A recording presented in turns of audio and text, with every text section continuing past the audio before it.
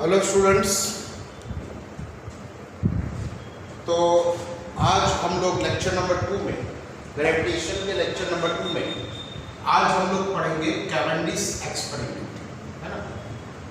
तो Cavendish experiment पढ़ने से पहले मैं आपको बता दूं कि लास्ट लेक्चर में हम लोगों ने एक ग्रेविटेशनल लॉ पढ़ा था, यूनिवर्सल लॉ ऑफ ग्रेविटेशन पढ़ा था। F is equal to G times m1 m2 upon r square, और उसका वेक्टर फॉर्म ये था, it was G times m1 m2 upon r square into unit vector r के, है ना।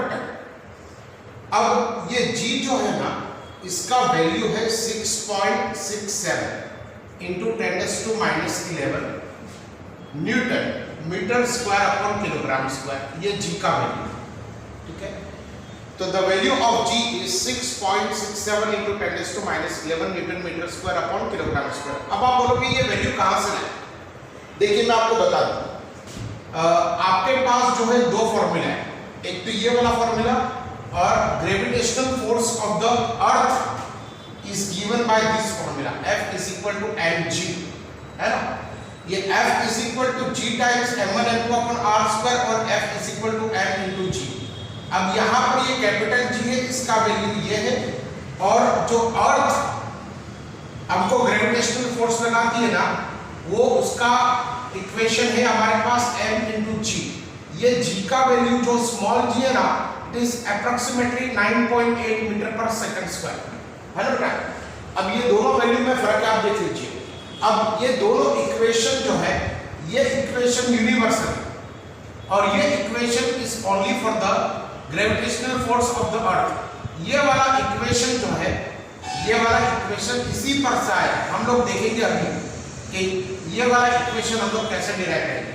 लेकिन ये जो G का वैल्यू है ना, 6.67 into 10⁻⁻11 newton metre square upon kilogram square, ये कहां से आया?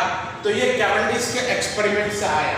अब कैवेंडिश ने अपना एक्सपेरिमेंट करके ये वाला G का वैल्यू जो है निकाल लिया। अब ये कैसा एक्सपेरिमेंट किया, उसके बारे में अभी हम लोग जो है यहाँ पर देखेंगे। तो देखिए कैवेंडिश ने क्या कर दिया, तो कैवेंडिश जो है उसने एक रिजिड सपोर्ट ले लिया, है ना। This is rigid support, and from the rigid support he fixed a wire, metal wire, है ना। यहाँ पर ये इसको क्या कर दिया, इसको मेटल वायर से कनेक्ट कर दिया, और फिर उसके बाद जो है यहां से यहां तक जो है उसने एक रोड ले ली, मेटल रोड, है ना। तो चलिए थोड़ा सा बड़ा करते हैं इसको।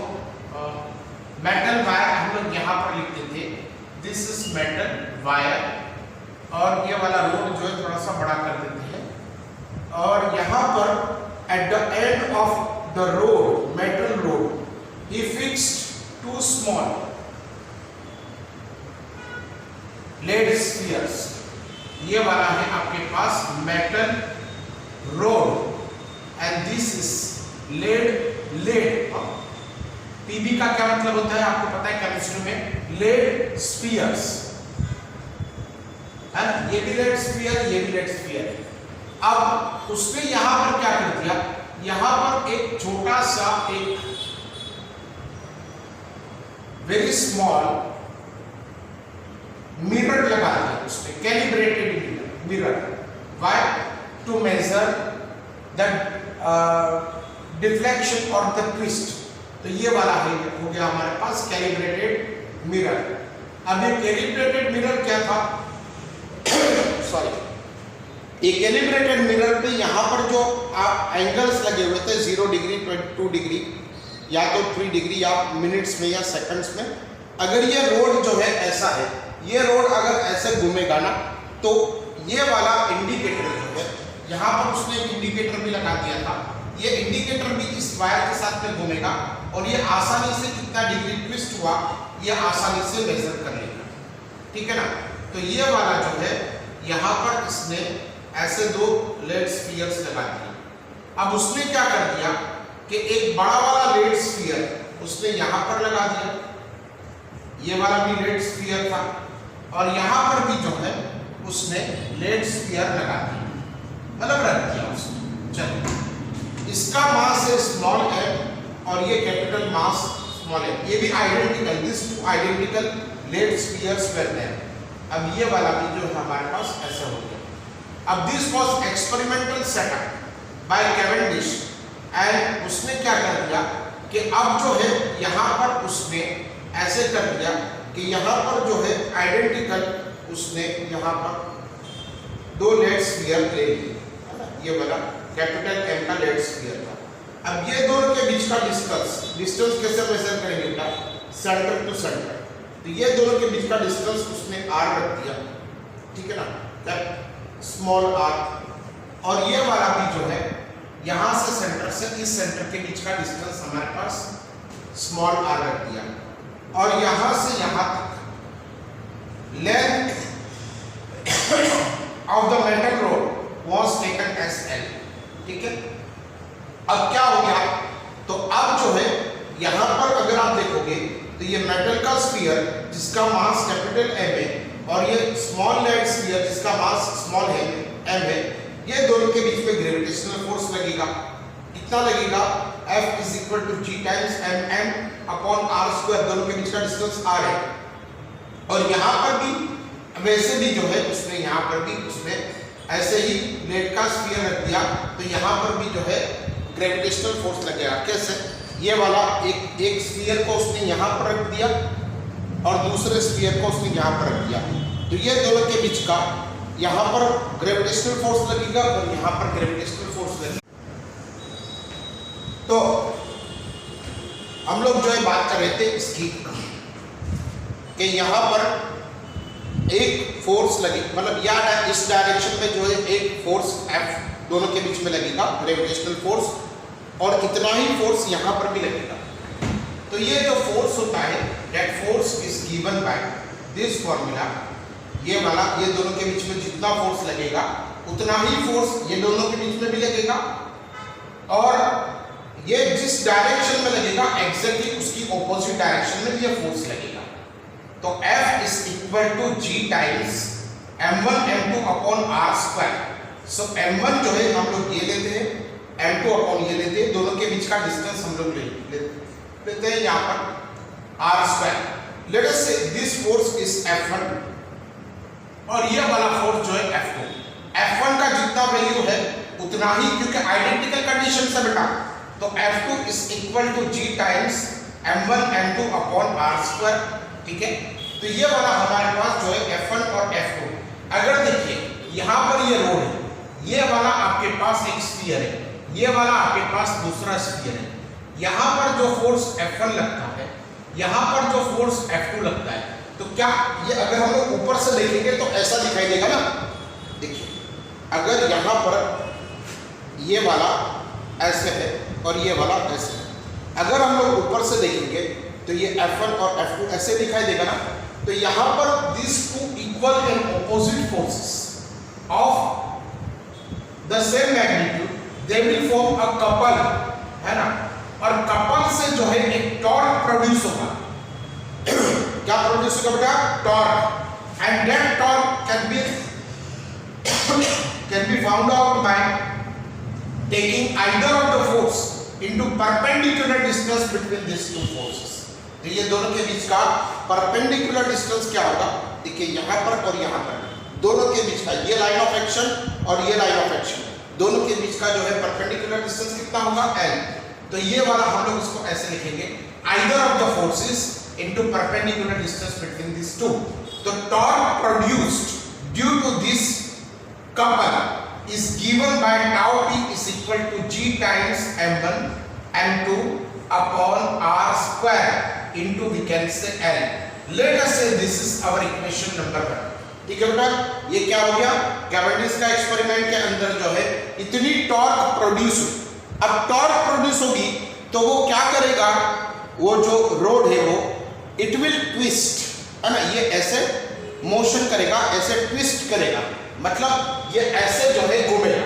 अब ये ऐसे घूमेगा तो यहाँ पर ये जो आपके पास मेटल वायर है, ये मेटल वायर भी घूमेगा, ये मेटल वायर भी घूमेगा। अब ये मेटल वायर घूमेगा तो what actually will happen, this indicator will also move. सबसे पहले आपने ये कैलिब्रेटेड मिरर को ऐसे एडजस्ट किया था कि ये इंडिकेटर और यहाँ पर ये 0 डिग्री आपके पास, या 0 डिग्री जो कुछ भी है वो आपके पास जो है यहाँ पर था। अब ये और ये दोनों जो है अलाइन थी 0 डिग्री, कैलिब्रेटेड मिरर पे 0 डिग्री का मार्क, और ये वायर, ये जो आपके पास जो ये वाला इंडिकेटर है, ये इंडिकेटर दोनों अलाइन थे। अब ये ऐसे घूमेगा ना, तो यहाँ पर क्या होगा, ये वाला एंगल आप मेजर कर लोगे कि कितना घुमा है ना, this angle can be measure. तो हमारे पास क्या हो जाएगा कि ये वाला एंगल जो है हम लोग आराम से मेजर करेंगे। अब आप देखिए यहाँ से ये वाला वायर है, ये वाला वायर है, मेटल वायर है। अब ये ऐसे घूमेगा तो मेटल वायर ट्विस्ट होगा, तो ट्विस्ट होगा ना, तो उसके अंदर जो है due to its nature of elasticity है ना, इसके अंदर जो है रिस्टोरिंग टॉर्क प्रोड्यूस होगा। तो रिस्टोरिंग टॉर्क जो है कैसे प्रोड्यूस होगा कि पहले वायर ऐसा था, अब ट्विस्ट होके ऐसा हो गया, तो अब उसके अंदर भी टॉर्क प्रोड्यूस होके उसके अंदर जो है वैसे ही करेगा, मतलब ये ऑपोजिट डायरेक्शन में जो है टॉर्क प्रोड्यूस होगा। And we can say here that torque produced in the restoring torque produced tau theta, or we can say here restoring torque produced tau theta is equal to, we can say tau theta जो है इसको हम लोग कहते हैं k into theta। ये restoring force का formula ये है k is into theta। what is this k? k is equal to, it is a torque produced, torque per unit twist of wire, per unit twist of wire, है ना। तो यहाँ पर अगर आप जो है यूनिट ट्विस्ट का अगर टॉर्क प्रोड्यूस होता है हमारे पास k, टॉर्क प्रोड्यूस होता है हमारे पास k, तो थीटा के लिए कितना टॉर्क प्रोड्यूस होगा, तो ये दोनों का मल्टीप्लिकेशन हुआ बेटा। तो ये वाला क्या हो गया, यहाँ पर जो है ये टॉर्क प्रोड्यूस हो गया, और रिस्टोरिंग टॉर्क जो है ये वाला आपके पास ऑपोजिट डायरेक्शन में। जब प्रोड्यूस टॉर्क और रिस्टोरिंग टॉर्क ये दोनों जो है ये दोनों इक्वल हो जाएंगे, तब जो है ये वाला जो आपके पास मेटल लोड है that will be in equilibrium condition, ये इक्विलिब्रियम कंडीशन में हो जाएगा। तो हम लोगों ने क्या कर दिया, सबसे पहले जो है ये दोनों के बीच का जो है हम लोगों ने जो है फोर्स ढूंढा, F1 is equal to G times mm upon r square, और उतना ही फोर्स यहाँ पर भी होगा। फिर उसके बाद जो है ये कपल बनाता है, तो because of this couple torque will produce, and the torque produce can be given by G times m1 m2 upon r square into we can say L। और अगर ये ट्विस्ट होगा ये वायर, मेटल वायर, तो ये वाला क्या हो जाएगा, यहाँ पर रिस्टोरिंग टॉर्क प्रोड्यूस होगा, and restoring torque is given by this tau into theta। now we can say here कि when, देखिए बेटा, when equilibrium condition is reached, when the equilibrium condition is reached, when equilibrium condition is reached, मतलब equilibrium condition का क्या मतलब होगा, ये metal load हो यहाँ पर जाके जो है स्टेशनरी हो गया, है ना। तो यहाँ पर क्या होगा, torque produce will be equal to tau theta. मतलब वैसे तो ये ज्यादा से ज्यादा ट्विस्ट करने का ट्राई करेगा, लेकिन वो रिस्टोरिंग टॉर्क इसको नहीं जाने देगा। तो जब ये दोनों टॉर्क इक्वल हो जाएंगे ना, तो ये वाला tau P will be equal to we can say tau theta. तो अगर हम लोग जो है यहाँ पर आगे बढ़ाएंगे इसको कि if we can say that torque produce is equal to torque restoring torque, तो ये वाला क्या हो जाएगा हमारे पास, ये वाला हो जाएगा tau P is equal to we can say tau theta. ये वाला क्या था, g times m1 m2 upon r square into we can say perpendicular distance between this two. आपको पता है ना, अगर कपल से टॉर्क प्रोड्यूस होगा तो हम लोग कैसे ढूंढते हैं, either of the force into perpendicular distance between this two, है ना, ये दोनों के बीच का, ऐसे ही हम लोग टॉर्क ढूंढते हैं। और ये वाला हो जाएगा k into theta. Now we want to find out the value of g, so make this g as the subject of the equation. So ये वाला आपके पास g is equal to k theta into r square upon g m n, और l भी नीचे जाएगा into l, sorry g नहीं है, g is equal to k theta r square upon m m n, ठीक है ना। तो अब ये सारी वैल्यूज हमको पता है। ये वाला जो है रिस्टोर ये torque restoring torque per unit इसकी हमको पता है। थीटा हम लोगों ने यहाँ से नाप लिया, यहाँ से हम लोगों ने मेजर कर लिया, आर हम लोगों ने मेजर कर लिया, एम हमको पता है। वैसे भी हम लोग जो है जब फिक्स करेंगे तब उसका मास मेजर करके ही करेंगे, और ये वाला एम भी पता है और ये भी पता है। Now if you put the values of this k theta r square upon m m n, तो ये वाला g का वैल्यू हमको बहुत सारे एक्सपेरिमेंट के बाद ये फिक्स किया गया कि g टाइम्स ये वाला जो है आपके पास 6.67 into 10⁻⁻11। अब देखिए यहाँ पर जो है g का वैल्यू क्या होगा, तो f इज इक्वल नहीं उसका वो क्या होगा, मतलब उसका यूनिट क्या होगा, तो g times m1 m2 upon r square, ये वाला हुआ fg m1 m2 upon r square. ये इसको इधर लेके जाओ तो ये न्यूटन, ये यहाँ पर आ जाएगा ये मीटर स्क्वायर, और ये भी किलोग्राम और किलोग्राम, तो ये वाला हो जाएगा किलोग्राम स्क्वायर। तो ये वाला कितना हो जाएगा आपके पास, newton metre square upon kilogram square. So the value of g was found out to be 6.67 into 10⁻11 newton metre square upon kilogram square. वैसे भी ये आपको जो है लाइव क्लास में मैंने कराया है, तो वैसे आपके पास लिखा हुआ है, तो आपको जो है सिर्फ एक बार अपने आप से इसको ये आगे बढ़ाना है, ठीक है। तो ये वाला कैवेंडिश एक्सपेरिमेंट हमारे पास हो गया। अब नेक्स्ट टॉपिक है जो हम आपको जो है मैं यहाँ पर पढ़ाने जा रहा हूँ, वो ये है। देखिए नेक्स्ट टॉपिक जो मैं आपको पढ़ाने जा रहा हूँ वो ये है आपके पास कि derive equation for gravitational force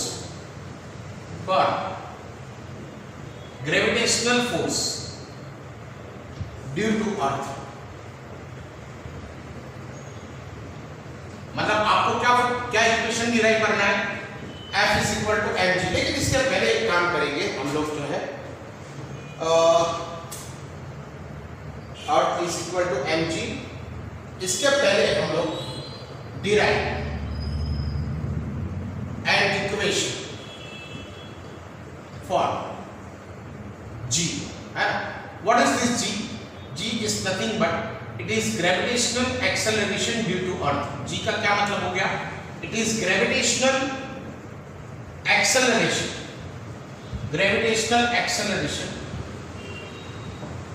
due to earth है, ये वाला हो गया हमारे पास। अब आप देखेंगे यहाँ पर कि पहले तो हम लोग ये इक्वेशन डिराइव करेंगे और फिर बाद में सेकंड वाला हम लोग ये इक्वेशन डिराइव करेंगे। चलिए अब हम लोग देखते हैं कि सपोज ये वाली हमारे पास अर्थ है, मास of the earth is m and radius of the earth is r। ये आपको लिखना होगा, है ना, दो लाइंस आपको लिख देनी होगी कि मास of the earth is m and radius of the earth is r। The entire mass of the earth is said to be concentrated on its center of mass। तो ये अर्थ का सेंटर ऑफ मास, अर्थ एक sphere आप गिन लो, तो इसका centre of mass कहाँ पर होगा, एग्जैक्टली उसके सेंटर पे होगा। तो ये सारा के सारा मास जो है यहाँ पर कॉन्सेंट्रेटेड है, ऐसा हम लोग इसको मान लेंगे। चलिए ये वाली जो है हमारे पास radius of the earth re है, और अर्थ की सरफेस पे, अर्थ की सरफेस के बहुत करीब में, very near to the surface of the earth, a mass m is lying। बहुत सरफेस के बहुत करीब में एक जो है मास लाई करता है। तो यहाँ से यहाँ तक का जो डिस्टेंस है, ये दोनों के बीच का डिस्टेंस है, सपोज इट इज r। तो आप 3-4 लाइंस पहले लिख देना। कैसे लिखोगे आप, मास of the earth is m, radius of the earth is re, and small mass m is lying near the surface of the earth। So gravitational force between these two, that means between these two, F is equal to g times m1 m2 upon r square, है ना। ये वाला हम लोग लिखेंगे ना का कि यहाँ पर देखिए ये दोनों के बीच का जो है ग्रेविटेशनल फोर्स कितना हुआ, g times m1 m2 upon r square. तो ये वाला f is equal to g times m1 का वैल्यू है हमारे पास m और me यहाँ पर r की जगह पे हम लोग क्या लिखेंगे बेटा r square.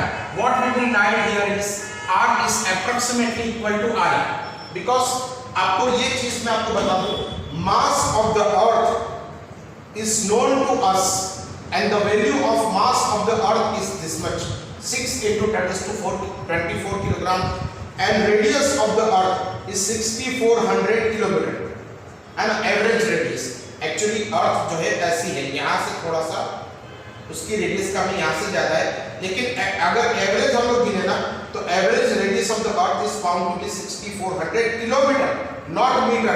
If you want to convert this 6400 kilometer into meter, then you will have to add 3 more zeros. तो ये दोनों हमको पता है, देखिए रेडियस ऑफ द अर्थ भी पता है, मास ऑफ द अर्थ भी हमको पता है, but we know that here that f is equal to a mass into acceleration. अब ये अर्थ जो है ये वाले मास पे फोर्स लगाएगा, बिल्कुल लगाएगा, तो ये वाला फोर्स जो लगेगा ना, तो ये वाला फोर्स जो स्मॉल m पे लग रहा है, ये स्मॉल m में एक्सेलरेशन प्रोड्यूस करेगा। क्या करेगा बेटा? एक्सेलरेशन प्रोड्यूस करेगा। But f is equal to mass into acceleration, तो यहां पर f की जगह पे अगर हम लोग मास इनटू एक्सेलरेशन लिखते हैं, what is this f? f is the gravitational force between this two object. ये ऑब्जेक्ट पे अर्थ फोर्स लगाएगा और ये ऑब्जेक्ट अर्थ पे उतना ही फोर्स लगाएगा, है ना, दोनों फोर्स लगेंगे। मतलब ये मास है m है और ये वाला अर्थ है सपोज ab, तो ये जितना फोर्स लगाएगा यहाँ पर उतना ही फोर्स इसको यहाँ पर भी लगेगा। That we will see later on, but what right now we are talking of, we are talking of the force exerted on this small mass due to earth. तो mass into acceleration is equal to, we can say, g MEM upon r e square. Now this small m and small m will get cancelled, so here ये वाला a आपके पास आ जाएगा g me upon r e square. अब what is this? This is nothing but the acceleration produced in this mass m due to earth. अब ये वाला जो a है ना, इसको हम लोग स्पेशल नाम से जानते हैं। This a is denoted by g, है ना। ये वाला जो a है ना, ये a जो है आपको g से जाना जाता है, ठीक है। तो a जो है g से जाना जाता है, तो ये वाला g कितना हो गया? तो g इज इक्वल टू आपके पास हो गया g me upon r square. तो ये वाला gravitational acceleration due to earth है, तो g इज इक्वल टू कितना आ गया बेटा? g me upon r square. कैसे हम लोगों ने ढूंढा कि देखिए यहाँ पर ये दोनों के बीच का ग्रेविटेशनल फोर्स कितना होगा, लेकिन ये फोर्स मास इनटू एक्सेलरेशन के इक्वल है, तो ये वाला a हमको, ये वाला एक्सेलरेशन जो प्रोड्यूस होगा स्मॉल मास में, उसको हम लोग g के नाम से जानते हैं, तो g is equal to g me upon r square. Okay, so this is how we can easily find out. ये वाला एक इक्वेशन आपको याद रखना होगा, g is equal to g me upon r square, ये वाला इक्वेशन आपको जो है याद रखना होगा। फिर उसके बाद जो है हम लोग आगे बढ़ेंगे, जैसे वैसे आपको नोटबुक में लिखा हुआ है, लेकिन एक बार जो है वापस आप इसको डिराइव कर लो ताकि जो है आपको थोड़ा सा आसानी रहे समझने में। फिर उसके बाद जो सेकंड वाला इक्वेशन, सो सेकंड वाला इक्वेशन जो है हमारे पास derive an equation for the gravitational force due to earth. तो अगर वैसे ही हम लोग यहाँ पर रखेंगे कि देखिए ये अर्थ है, इसका मास m है और यहाँ पर जो है r जितनी रेडियस पे एक अप्रोक्सीमेटली r जितनी रेडियस पे एक मास पड़ा हुआ है जिसका मास है हमारे पास स्मॉल m, तो ये वाला कितना हो जाएगा? g me upon r square. But we know that g me upon r square is equal to g, तो ये वाला हो गया आपके पास f is equal to m into g, है ना। यही इक्वेशन में से ये वाला इक्वेशन आया, but this equation is only for the gravitational force due to earth, है ना। और ये यूनिवर्सल, किसी भी दो स्टार के बीच में, किसी भी दो ऑब्जेक्ट के बीच में ये वाला लो हमको काम आ जाएगा। Okay, so right it down, इतना लिखो। फिर उसके बाद जो है हम लोग देखेंगे कि ये g की जो वैल्यू है ना, ये वैल्यू वेरी करेंगे, ये वैल्यू जो है ये चेंज होगी when we change this distance, है ना। सो अब हम लोग जो है नेक्स्ट इक्वेशन यहां पर डिराइव करेंगे, डिराइव एन इक्वेशन फॉर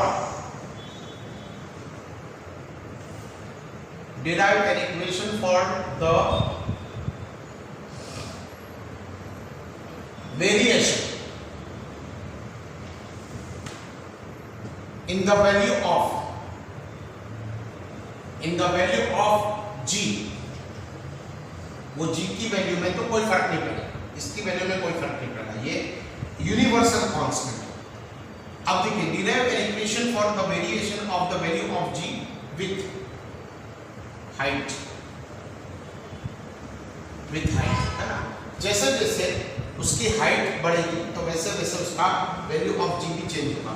तो चलिए अब हम लोग देखेंगे यहाँ पर मास of the earth is m, radius of the earth is r, and suppose this object m is lying at a distance m, है ना, sorry at a distance r।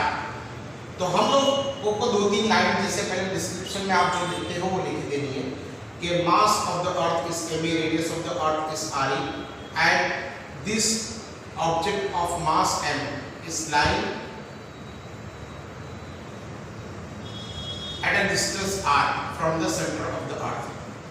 तो ये वाला हो गया आपके पास r, ये वाला हो गया आपके पास h, है ना। ये सरफेस ऑफ द अर्थ से यहाँ तक का डिस्टेंस कितना हो गया आपके पास h, है ना, ये हाइट h होगी। ये वाली सरफेस से जितना डिस्टेंस होगा उस ऑब्जेक्ट का उसको हम लोग कहेंगे r h, और यहाँ से यहाँ तक का डिस्टेंस जो है हम उसको कहेंगे r, ठीक है। Derive an equation for the variation in the value of g with height. Suppose f is equal to g times m1 m2 upon r square. तो ये दोनों के बीच का जो है अगर हम लोग देखेंगे यहाँ पर तो g times m1 m2 upon r square is the gravitational force between this two object. तो ये वाला कितना हो जाएगा, F इज इक्वल टू यहाँ पर आपके पास हो जाएगा g me m upon r। r की जगह पे हम लोग क्या लिखेंगे, r की जगह पे हम लोग लिखेंगे re plus h whole square, that is this is F1, ठीक है ना। तो आपको जो है क्या करना है, देखिए इक्वेशन क्या है, derive an equation for the variation. जैसे मैंने आपको ऑनलाइन लेक्चर में पढ़ा है उस वजह से मैं थोड़ा स्पीड में जा रहा हूँ बेटा। मैंने आपको ऑनलाइन लेक्चर में ये सारी चीजें जो है डिटेल में समझा दी है, तो उस वजह से मैं थोड़ा सा जल्दी जा रहा हूँ। कि देखिए अगर कोई ऑब्जेक्ट ये अर्थ की सरफेस से m जितना डिस्टेंस पे है ना, अरे यार h जितना डिस्टेंस पे है, h जितनी हाइट पे, तो ये दोनों के सेंटर के बीच का डिस्टेंस अगर r है तो ये दोनों के बीच का ग्रेविटेशनल फोर्स कितना लगेगा, इतना लगेगा। चलिए अगर यही ऑब्जेक्ट ये अर्थ की सरफेस पे होता है ना, अर्थ की सरफेस पे होता है जो अर्थ के सेंटर से r डिस्टेंस पे है ना। If the same object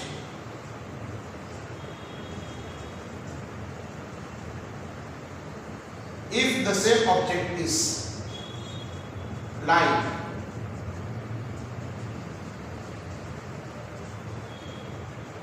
on the surface of the earth, then this F2 is equal to g times m1 m2 upon r square, ठीक है। ये वाला कितना हो जाएगा, m1 m2 upon r square। Let us say this is our equation number 1 and this is our equation number 2।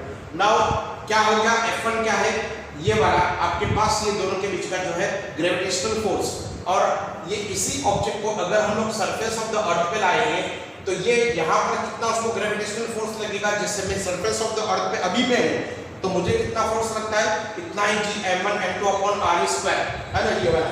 तो अगर आप देखोगे यहाँ पर, तो if I take the ratio of this two, है ना, तो suppose if I take f1 upon f2, so now from equation number 1 and 2, f1 upon f2 is equal to how much it is? This is g me m upon re plus h whole square divided by f2।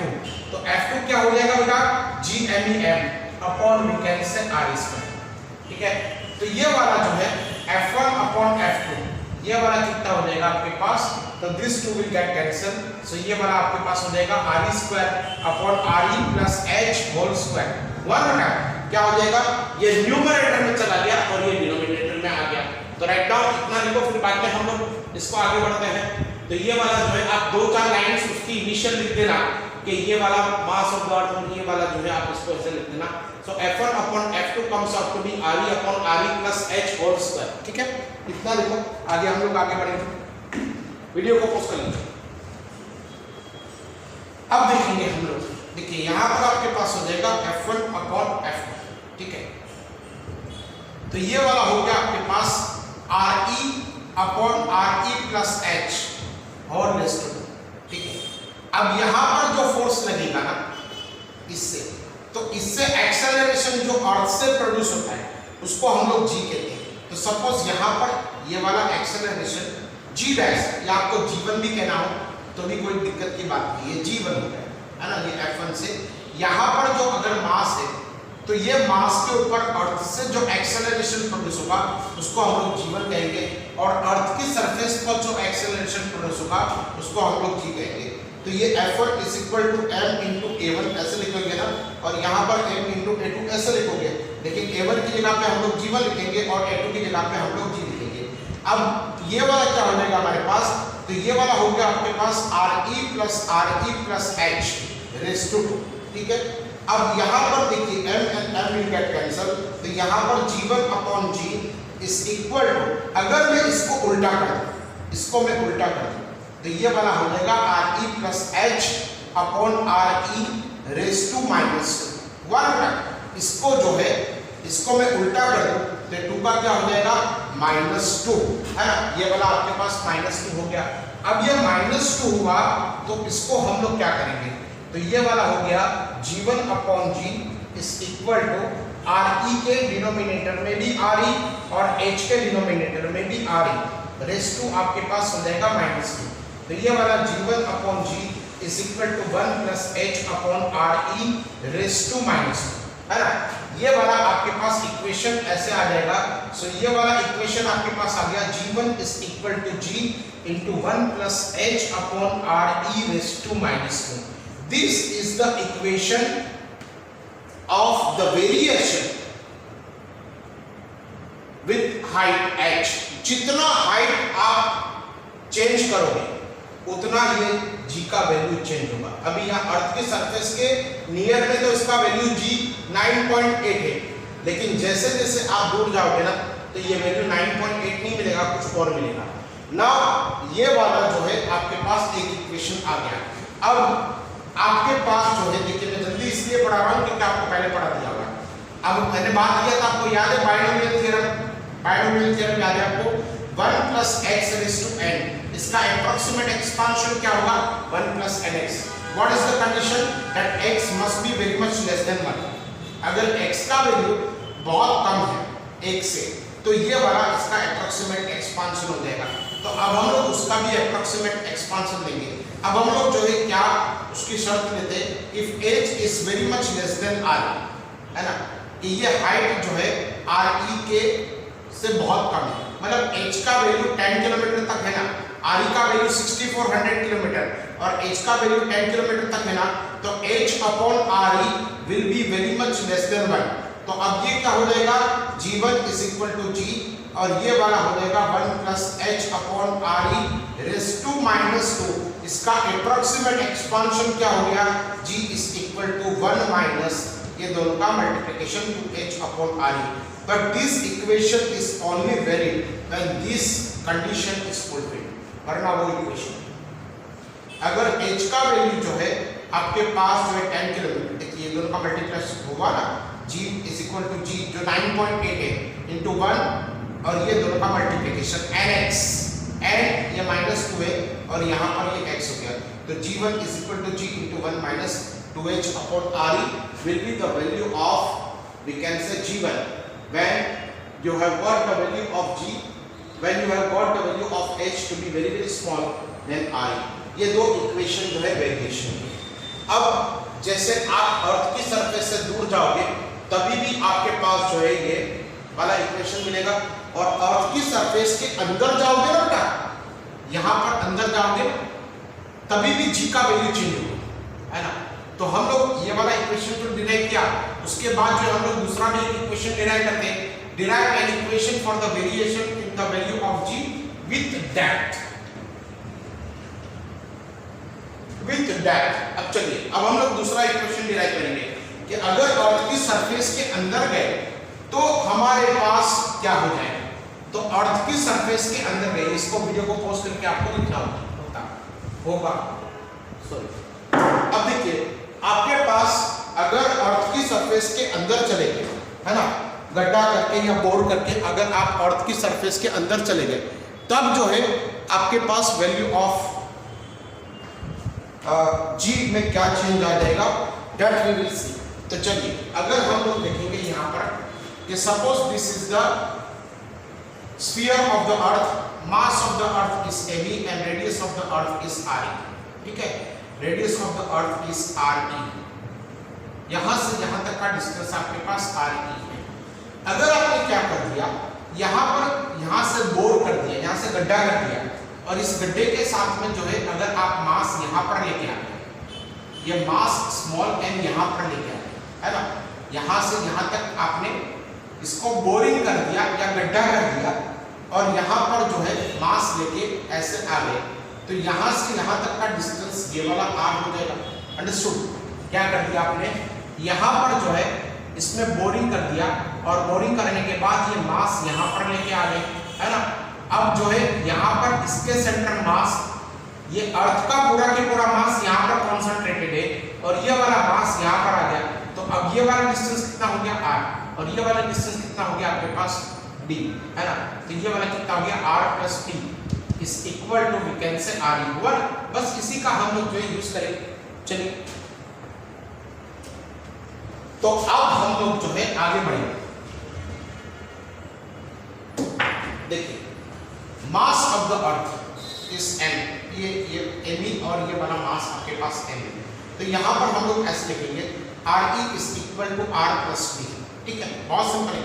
अब देखिए यहां पर r is equal to क्या हो जाएगा बेटा, re minus d। You must remember this, है ना, r is equal to re minus d।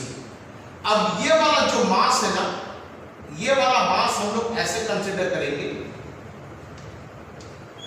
ये वाले छोटे से स्फीयर के ऊपर है, अर्थ का एक छोटा सा स्फीयर है, इसके ऊपर ये वाला जो है हमारे पास m है। तो अब अर्थ का इतना जो स्फीयर है ना, ये वाला स्फीयर, यही सिर्फ इस पे ग्रेविटेशनल फोर्स लगाएगा, बाकी यहां से जितने भी ग्रेविटेशनल फोर्स उसको लगेंगे उसका वेक्टर एडिशन 0 हो जाएगा। कैसे, देखिए यहां पर आपने मास m यहां पर ले लिया, ठीक है ना। तो ये वाला मास जो है ये छोटे से अर्थ के स्फीयर के ऊपर है, ऐसा हम लोग जो है इसको मानेंगे। अब कोई बोलेगा कि यहाँ से भी जो है इसको, ये वाला भी तो अर्थ का मास है ना, बिल्कुल है। तो क्या ये मास जो है इस मास पे ग्रेविटेशनल फोर्स नहीं लगाएगा? बिल्कुल लगाएगा, लेकिन उसका वेक्टर एडिशन कैसे 0 होगा? देखिए यहाँ से ये वाला आपके पास एक पार्टिकल है, तो यहाँ पर इसको ग्रेविटेशनल फोर्स लगाएगा। अब देखेंगे यहाँ पर कोई आपको एक पार्टिकल ऐसे मिलेगा, कोई एक पार्टिकल ऐसे मिलेगा या दो पार्टिकल ऐसे मिलेंगे कि ये वाला जो है यहाँ पर जो ग्रेविटेशनल फोर्स इसको अपनी तरफ खींचेगा और इसको अपनी तरफ खींचेगा, तो ये दोनों फोर्सेस का वेक्टर एडिशन आप करोगे ना, ये दोनों फोर्सेस का वेक्टर एडिशन, तो ये दोनों फोर्सेस का इक्वल, ये फोर्स के इक्वल में हो जाएगा। और ये वाले जो फोर्सेस करके उसके y कंपोनेंट तो वैसे भी एक दूसरे को कैंसिल करते हैं। समझ में आया मैं क्या कह रहा हूँ? देखिए यहाँ पर आपने जो है मास रख दिया है ना, यहाँ पर कोई पार्टिकल है, तो ये वाला पार्टिकल इस मास m को अपनी तरफ खींचेगा, तो आपको यहाँ पर कोई दो पार्टिकल या एक से ज्यादा पार्टिकल आपको ऐसे मिलेंगे कि जो जिस पार्टिकल्स का आपके पास जो फोर्स लगेगा इस डायरेक्शन में और इस डायरेक्शन में, इसका x कंपोनेंट इसके इक्वल में हो जाएगा और y कंपोनेंट इक्वल करेंगे। मतलब यहाँ पर जो है ये अर्थ के स्फीयर के अंदर कोई भी पार्टिकल आएगा ना, तो उसको जो है जो फोर्सेस लगेंगे उस तमाम का वेक्टर एडिशन आपके पास कितना हो जाएगा? 0 हो जाएगा, है ना। तो आपको ये फिक्र करने की जरूरत नहीं है कि ये वाला मास उस पर ग्रेविटेशनल फोर्स लगाएगा या नहीं लगाएगा, लगाएगा, लेकिन उसका वेक्टर एडिशन जो है 0 हो जाएगा। कोई बोलेगा नहीं प्रूव करके बता दो, तो हम लोग इसको प्रूव करके भी बता सकते हैं, लेकिन उसके लिए आपको जो है कैलकुलस वे में जाना पड़ेगा, कैलकुलस के ऊपर जो है इंटीग्रेशन में जाना पड़ेगा। वो कभी मैं आपको जो है प्रूव करके बता दूंगा कि ये वाला जो आपके पास मास है अर्थ का, है ना, ये वाला मास जो है इसके ऊपर जो फोर्स लगाएगा वो हो जाएगा आपके पास 0। मास ऑफ द अर्थ कितना है m। अच्छा, ये छोटा वाला जो स्फीयर है ना, जिसकी रेडियस हमारे पास r है, जिसकी रेडियस हमारे पास है, उसका मास जो है सपोज m है ना, तो ये वाला हमारे पास क्या हो गया, ये छोटा वाला स्फीयर हुआ, ये वाला जिसको मैंने डॉटेड लाइन से बताया, जिसकी रेडियस स्मॉल r है, उसका मास हमारे पास m है। तो चलिए, अगर ये पार्टिकल स्मॉल m यहाँ पर होता तो उसको कितना फोर्स लगता, तो उसको फोर्स, चलिए पहले उसको फोर्स लगता F2, चलिए पहले F2 की लेते हैं, that is equal to G m1 m2 upon r², ठीक है ना। कोई बोलेगा पहले ये वाला चलेगा, कोई बात नहीं। देखिए यहाँ पर हमारे पास क्या होगा कि यहाँ पर अगर ये पार्टिकल होता, यहाँ पर ये पार्टिकल होता, ये m जो है, ये वाला पार्टिकल यहाँ पर होता है ना, तो उसको कितना फोर्स लगता, F2 is equal to G m1 m2 upon r², तो यहाँ पर होता, लेकिन वो पार्टिकल तो यहाँ पर है, तो अब इस पे कितना फोर्स लगेगा, F1 is equal to G m1 m2 upon r²। समझ में आया मैं क्या कह रहा हूँ। देखिए ये पार्टिकल m है और इसका मास m ही है, तो अगर ये यहाँ पर होता तो उसको ये फोर्स लगता, लेकिन ये पार्टिकल जो है अर्थ की सरफेस के अंदर d जितनी डेप्थ में है, मतलब अब ये पार्टिकल यहाँ पर आ गया, तो ये वाला पार्टिकल जो है इसका मास m ही था, और ये छोटा वाला जो स्फीयर है ना, इसका मास आपके पास m है, तो ये वाला आपके पास हो जाएगा G m upon r²। Let us say this is our equation number 2। अब यहाँ पर जो एक्सेलरेशन होगा अर्थ की सरफेस पे, तो उसको तो g के तौर पे ही जानते हैं, suppose it is known as g dash, है ना, इसको हम लोग g डैश कहेंगे, ठीक है। यहाँ डेप्थ पे जो मिलेगा ना, यहाँ पर ये इसको बोर करके आप अंदर की तरफ लेके आए, तो तब यहाँ पर इसको m ये मिलेगा। Now from equation number 1 and 2, let us say this is our equation number 2 और ये हमारा इक्वेशन नंबर 1 है, क्योंकि पहले मुझे इसको लिखना चाहिए। चलिए कोई बात नहीं, चलेगा, पहले वो भी लिखो, कोई फर्क नहीं पड़ता, इसको F1 इसको F2 पे तो कोई फर्क नहीं पड़ता। Now from equation number 1 and 2 we can say, यहाँ पर आपके पास हो जाएगा F1 by F2 is equal to G mm upon r² divided by G em upon we can say r²।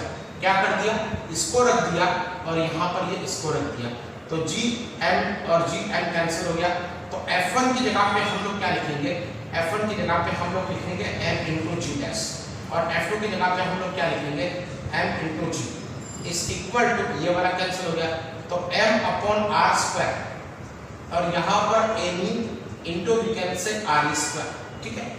ये वाला न्यूमरेटर में चला गया, ये वाला डिनोमिनेटर में आ गया, तो ये वाला m into g dash upon mg is equal to, ये वाला m हो गया, है ना, और ये r² न्यूमरेटर में आ गया।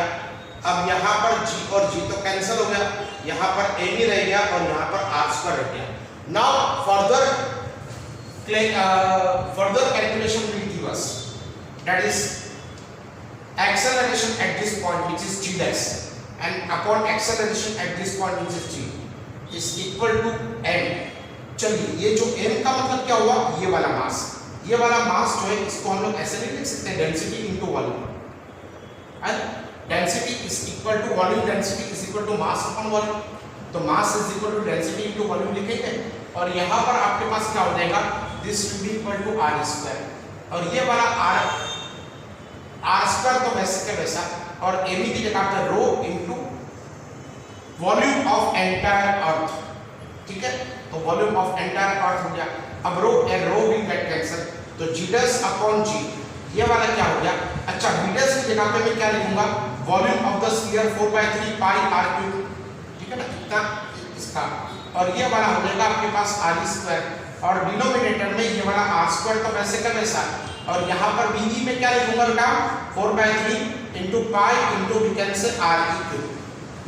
सही है या गलत है, बिल्कुल सही है। तो अगर हम लोग जो है आगे बढ़ेंगे, चलिए इसको नोट बना लीजिए, वीडियो को पॉज करके नोट बना लीजिए। तो वीडियो को पॉज करके अगर आप नोट बनाएंगे तो ये वाला देखिए 4/3 पाई और 4/3 पाई विल गेट कैंसिल, यहां से एक आर कैंसिल और यहां से आर कैंसिल। तो ये वाला क्या मिलेगा, Z S upon g is equal to R E upon R. No no no, it is R upon R. Yes, देखिए यहां पर क्यूब है, यहां पर स्क्वायर, यहां पर क्यूब है, यहां पर स्क्वायर। तो ये वाला Z S is equal to g और यहां पर आर अपॉन आर। ठीक है, तो Z S is equal to we can say g, are की जगह पे हम लोग क्या लिखेंगे, तो आर की जगह पे हम लोग लिखेंगे R is equal to R plus D is equal to R E. चलिए, तो आर की जगह पे मैं लिखूंगा R E minus D upon we can say R. ठीक है, तो यहाँ पर G dash is equal to G, ये वाला हो गया 1, ये वाला हो गया R E upon R E minus D upon R E. ठीक है, तो G dash is equal to g और यहाँ पर 1 माइनस डी अपॉन आर ई। ये वाला फॉर्मूला जो है आपके पास, अगर आप भी जितनी डेप्थ में गए तो आपको जो है ग्रेविटेशनल एक्सेलरेशन इतना कम मिलेगा, g is equal to g upon 1 minus D upon are. ठीक है, सो राइट डाउन इतना लिखो। फिर इसके बाद जो है हम लोग एक वापस जो है थोड़ा सा रिवाइज करते हैं कि हम लोगों ने क्या क्या पढ़ा और फिर ये वाला इसका ग्राफ कैसा है ना। तो वीडियो को पॉज कर लीजिए बेटा, वीडियो को पॉज करके फिर बाद में जो है आप नोट बनाइए।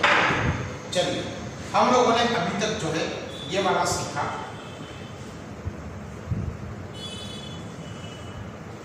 कि अगर हाइट h पे है कोई पार्टिकल n, तो उसको एक्सेलरेशन g1 कितना मिलेगा, तो g1 जो है हमको मिलेगा, पहला वाला इक्वेशन तो g into 1 plus h upon R E raise to -2। ठीक है, ये वाला मिलेगा।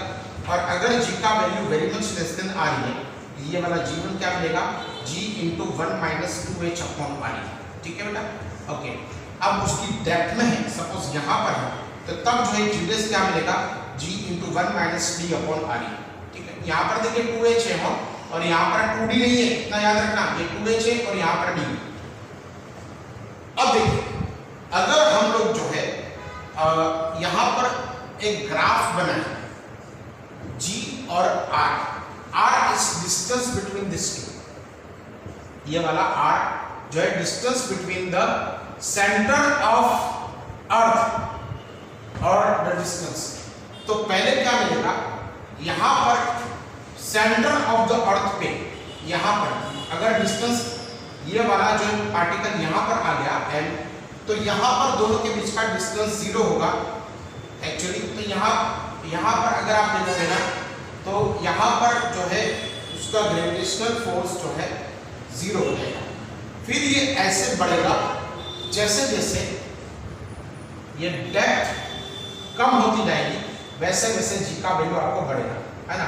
और अगर जो है डी की जगह पे आपने आर ई रख दिया, ठीक है ना, तो डी की जगह पे अगर आपने आर ई रख दिया, मतलब यहाँ पर इसके सेंटर एग्जैक्टली इस पॉइंट पर, मतलब आर का डिस्टेंस अगर आर ई है ना, तो यहाँ पर आपको मैक्सिमम ग्रेविटेशनल एक्सेलरेशन आपको मिलेगा। फिर ये वाला gravitational acceleration will reduce like this. तो यहाँ पर g is directly proportional to we can say here g is directly proportional to r, और यहाँ पर g is inversely proportional to 1/r², क्योंकि ये आपके पास जो है ना हाइपरबोला है ना, ये वाला हाइपरबोला है। तो ये वाला आपको ग्राफ मिलेगा कि अर्थ के सेंटर से जैसे जैसे डिस्टेंस बढ़ेगा वैसे वैसे g का वैल्यू भी बढ़ेगा, यहाँ पर मैक्सिमम हो जाएगा और फिर बाद में जो है वैल्यू ऐसे कम होगा उसकी हाइट के साथ में। ये वाला आपके पास हाइट का ग्राफ बता रहा है, जैसे जैसे हाइट बढ़ेगी वैसे वैसे जो है यहाँ पर g का वैल्यू जो है आपका कम होता जाएगा। ये वाला जो ग्राफ है इट इज डेप्थ का ग्राफ। आपको याद क्या रखना है, मतलब याद इन द सेंस कि आपको जो है क्या पढ़ना है कि ये वाला आपको ग्राफ मिलेगा, मतलब this graph is nothing but this change in variation with the value of g with respect to r। तो यहाँ पर r पे जो है उसका मैक्सिमम वैल्यू मिलेगा। तो आज हम लोगों ने जो पढ़ा वो क्या पढ़ा, अभी तक हम लोगों ने क्या पढ़ा, कितने इक्वेशन पढ़ लिए। तो देखिए पहला वाला इक्वेशन तो t square is directly proportional to a cube, याद है थर्ड लॉ ऑफ केपलर पढ़ा था। t square is equal to directly proportional to a cube, that is time period square is directly proportional to the value of semi major x is raise to 2। फिर उसके बाद हम लोगों ने क्या पढ़ा, यूनिवर्सल लॉ ऑफ ग्रेविटेशन, क्या था उसका g m1 m2 upon r square, और उसका वेक्टर फॉर्म क्या था बेटा, याद करिए g m1 m2 upon we can say r square into unit vector r है, ठीक है। फिर उसके बाद जो हमने g का वैल्यू पढ़ा, g का इक्वेशन पढ़ा, g m upon r square. अगर आप यहाँ पर देखोगे g का वैल्यू रखोगे, m का वैल्यू रखोगे और r का वैल्यू रख के इसका वैल्यू फाइंड आउट करोगे, ये 9.8 आपको मिलेगा, ये वाला, ठीक है ना। फिर उसके बाद हम लोगों ने कौन सा इक्वेशन पढ़ा, ये वाला इक्वेशन पढ़ा। फिर उसके बाद कौन सा इक्वेशन पढ़ा, ये वाला इक्वेशन पढ़ा। और फिर उसके बाद जो है कौन सा इक्वेशन पढ़ा, ये वाला इक्वेशन पढ़ा, ठीक है बेटा। तो आज हम लोग इतना ही रखते हैं, बाकी का जो है नेक्स्ट लेक्चर में मैं आपको नेक्स्ट टॉपिक पढ़ा दूंगा, ठीक है।